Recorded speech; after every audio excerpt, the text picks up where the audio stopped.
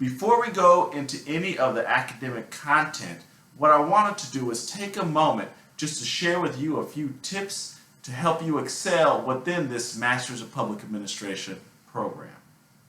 I say this because I myself started a Master of Public Administration program when I was working full-time, had family responsibilities, and really had a personal life, all right? And one of the things that I learned was that if you follow a few simple rules, it will help you bring order to many of the different things that you have going on in life, all right? And I want you to know that I am here to help you, and I understand what it is like to be a student who's working full-time, that has family responsibilities, and that also has a personal life. All right. Now, the first piece of advice that I would give you is that you have to love life. You have to love life because that is the reason why you are here. That is the reason why you're working. And when you join any type of public or nonprofit organization, you have to love serving others. In order to love serving others, you have to love yourself.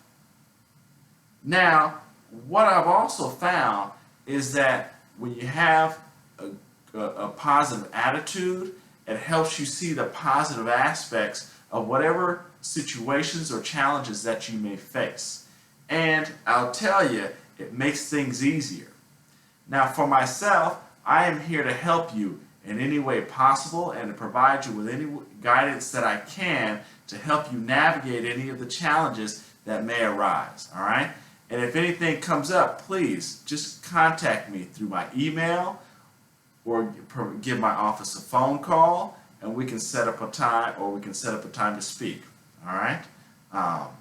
My second piece of advice would be that everyone needs some sort of a hobby that is maybe a little bit outside of your day-to-day job. And I'm going to tell you why.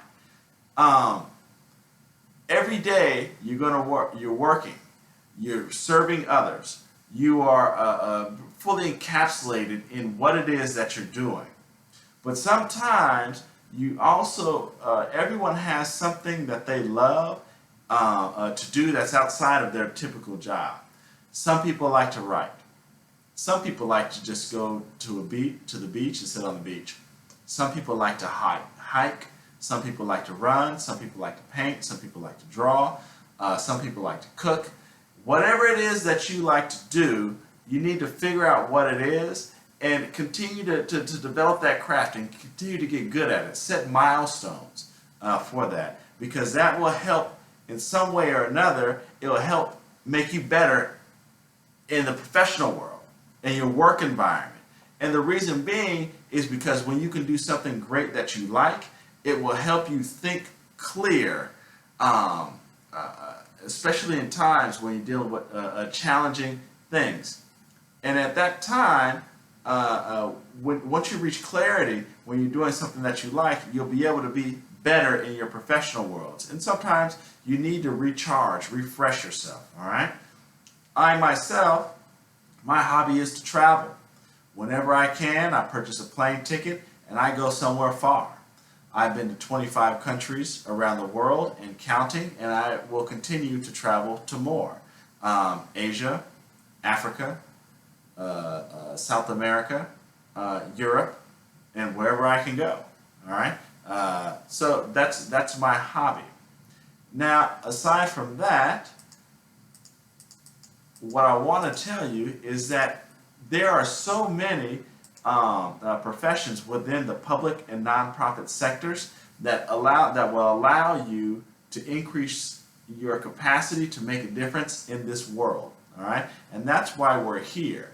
But I also know that many of you have come to the public and nonprofit sector because at some point you realized that you wanted to make a difference in the world and in people's lives.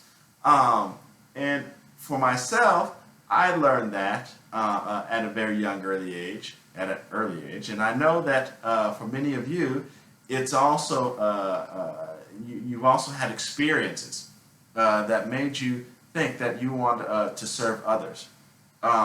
So at this juncture in time, what I would like for you to do is to name a historical figure or leader whom you greatly admire and whom you could imagine following willingly. And what I want you to do is take out a sheet of paper and to write this down. Write the answers to these questions. Who is that leader? Why do you admire that leader? What is the cause that that leader fought for? And how would you see yourself following that leader? All right? So, who is that leader? Why do you admire that leader? What is the cause that leader fought for? And how would you see yourself following that leader?